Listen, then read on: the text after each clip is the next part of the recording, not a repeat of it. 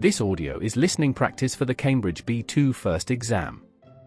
Listen to this audio with your students to practice and improve their listening comprehension skills. To access the full resource with the practice sheet, follow the link. On the Twinkle website, you will find hundreds more practice activities and preparation lessons for every English language exam. Access them all with a free trial month.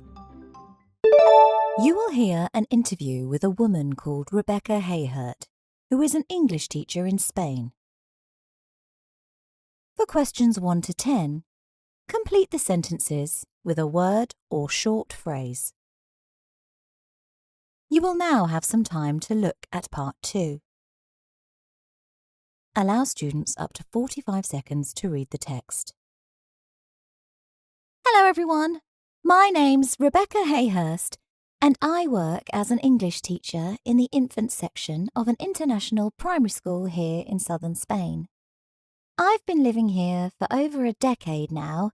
It seems strange because I didn't actually plan to ever live in Spain or study Spanish for that matter.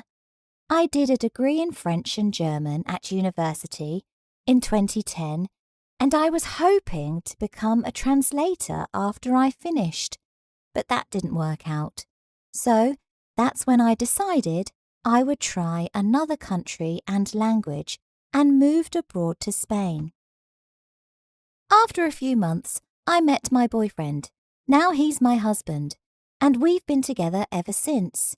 I have to say, living with someone who is Spanish and knows the language perfectly as well as the culture makes it so much easier to live and work here. If there's anything I don't understand, he can help me, and he also knows the best way of doing things. We now have our 3 beautiful children who, of course, help me as well. I do speak Spanish, but not as fluently as they all do. We are raising them to be bilingual. I speak to them in English, and my husband speaks to them in Spanish. It's only when we are all together that we have a bit of a mix going on. My kids have also been really lucky because they attend the school where I work. The reason why I say they're lucky is due to the fact we teach the British curriculum at my school, so all of the classes are in English. There are some exceptions though, like Spanish language and religion or social studies. For those subjects, it's necessary to have a Spanish native teaching them. I've been working there for 7 years now, so my kids have had the opportunity to study there all that time. It's such an interesting place because not only are the teachers from all over the world, but most of our students and their families are of different nationalities too. We've got people from Egypt, China, Taiwan, Australia, Morocco, and even Madagascar. We have so much fun learning about each other's cultures and customs. I absolutely love where I work and what I do, thanks to the appreciation our students and their families show to us. They are our biggest supporters. One of the negative things for me this year, though, is that I don't have many classes at the school. So I'm only actually working there for 8 hours a week. In order to make some more money, I have to give some private lessons online to groups of teenagers and adults in the evening. At first, I thought I would really hate it.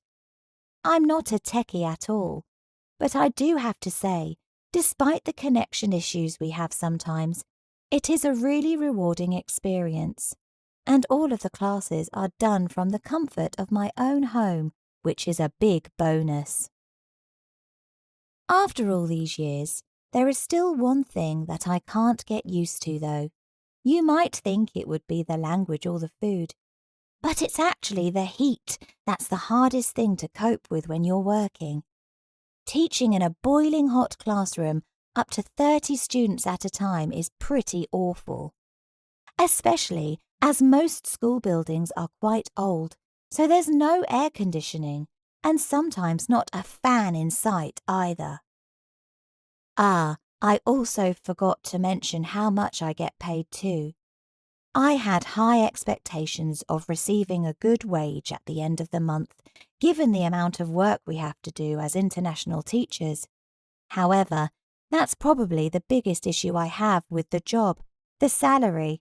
If only it were a bit higher and more similar to my home country, I'd be the happiest I could possibly be. But I guess you can't have it all.